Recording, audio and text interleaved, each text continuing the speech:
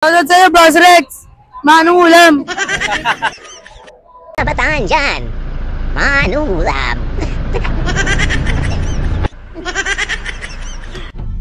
Tapos doon na rin yung payment. Dali, umabot na tayo. Kala ko hindi ako umabot kanina sa haba ng pila. Thank you. Shoutout sa mga bataan dyan, manong ulam.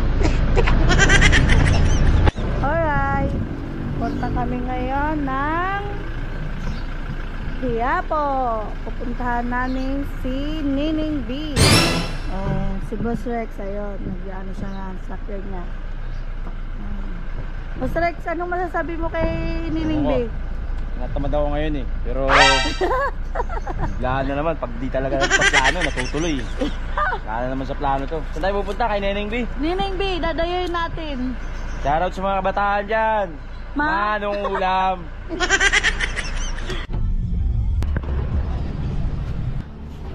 Manong ulam. Tara na. Asa na sinatalan ka na si Nurik B? Ay, kasama si Kuya? Oo, ano? Kasi dali. Ano masabi mo? Manong ulam? Parang ang cellphone. May pinadala sa'yo si Mami. Manong ulam? Anong kadereta? Diyan, pating mo naman sa camera. Tara na. Ito na naman parting, di ba? Saan? Ay, dyan, ha? Manong ulam.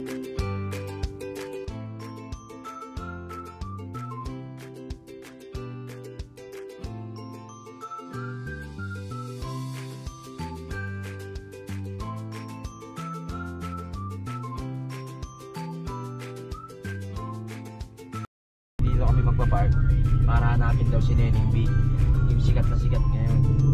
So kasama natin Miss Lapang, Slapang. Boss Ja, Busca and Madam Dai. Madam Taba.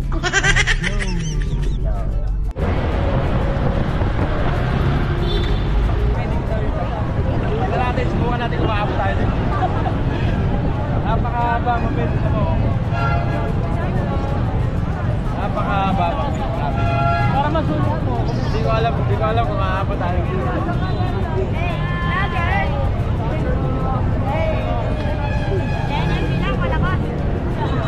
Tikman nyo na ba yung pagkain dito?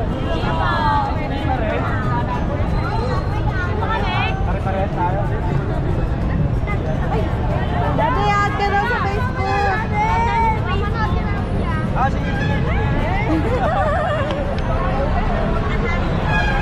At ka namin. Mabilis follow ka namin yan. Diba?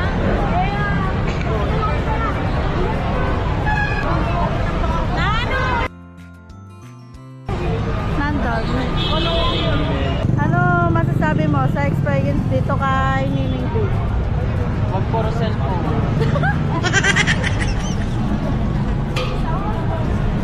Tinitigitan niya ako naman. May dala ka rin motor. Dito na tayo kay Nining B. At tama nga kayo. Grabe yung pila dito. Ang haba, ayan, pakita mo ang dami tao. Saan yung pila po? Saan po yung last? Ito po yung last? Ay, thank you. Dito daw yung last. Dito daw yung last. Tingnan natin, subukan natin kung maabot tayo doon. Napakahaba, mamen. Tingnan mo, oh.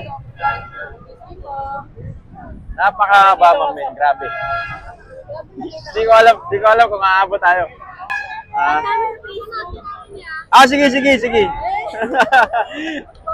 Ayun. May mga followers tayo dito.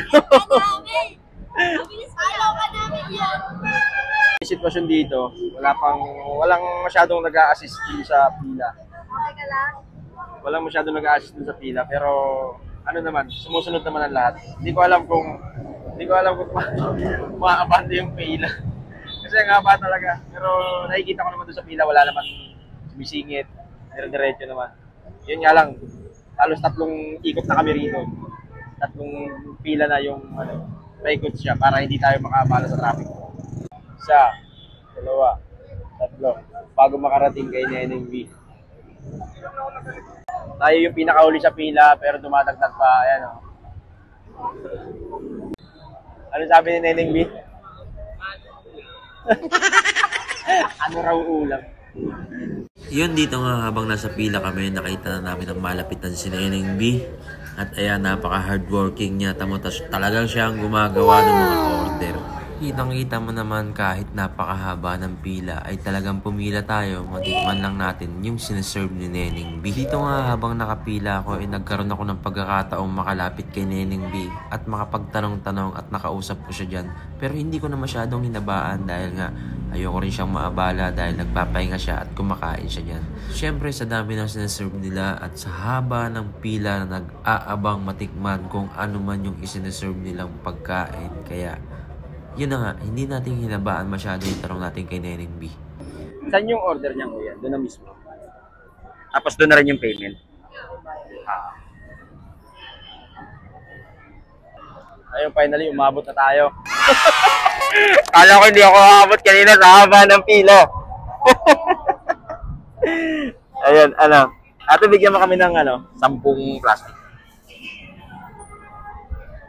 Sabi mo kay Nining kayo, kanya. Ayun, matitikman na natin.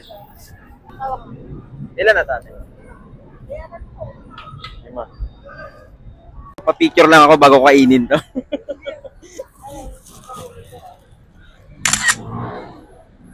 Thank you. Shoutout sa'yo, Boss Rex! Manong ulam!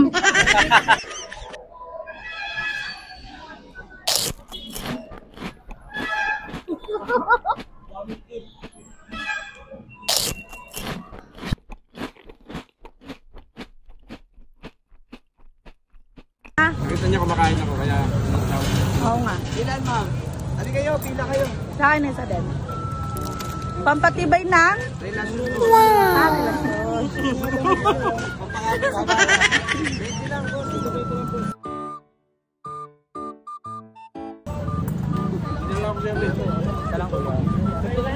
relasyon.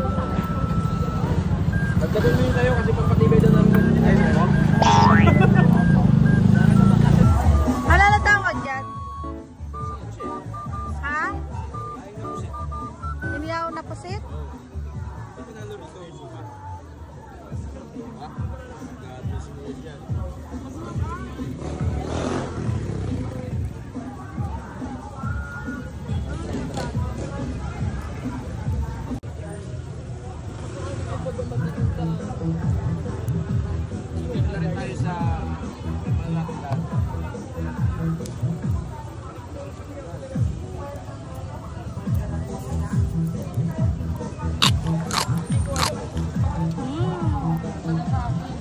Sarap?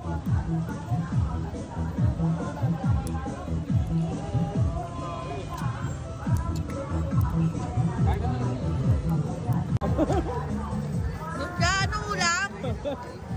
Magkano ulam?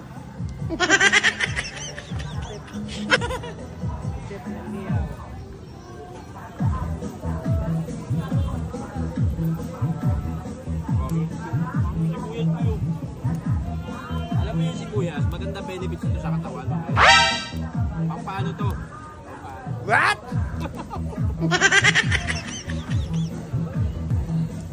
Ano lasa? Masarap? Oh no!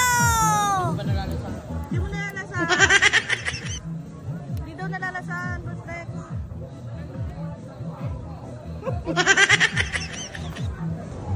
Ano masasabi mo kay Nining B? Ano? Napaka-humble niya, no? Ang bata niya pa para sa ganung sitwasyon, yung sa negosyo. Nanonood sa ano? Ayun. Proud ako sa kanya.